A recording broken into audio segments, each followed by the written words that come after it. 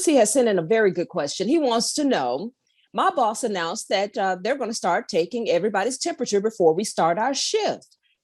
I get it. He says he understands it, but is it actually legal for them to do that? Is that some kind of invasion or some kind? What do you say, Kate? I would say it's absolutely legal. They're just like we were discussing earlier, they're doing their part in following the CDC guidelines, and they can only do, what they can do. And I know it sounds like a broken record, but Georgia is an at-will right to fire state. So I think they can absolutely say, let us take your temperature or don't work here. It's your choice. Brittany?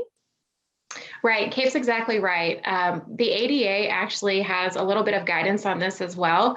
And what the ADA states is that as long as the, medical examination, that's how it's termed and that's how it's phrased in the ADA, as long as the medical examination is job related and a business necessity, then your employer can require, either like a physical, they can take your temperature.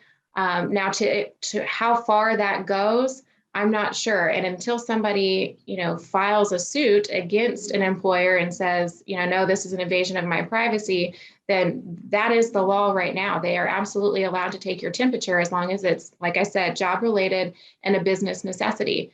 And so far, there has been no case that I'm aware of that has shown that taking temperatures during this pandemic is not job related or a business necessity. Now, it would be a little bit different, I think, if an employee was working virtually and your employer knocks on your door and wants to take your temperature. Now, I think that would be a little bit different because then, they're coming to your house. Well, that might be an invasion of privacy, right?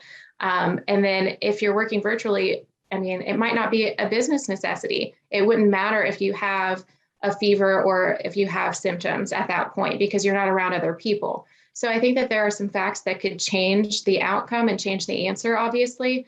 But with this scenario, yes, absolutely, it is legal.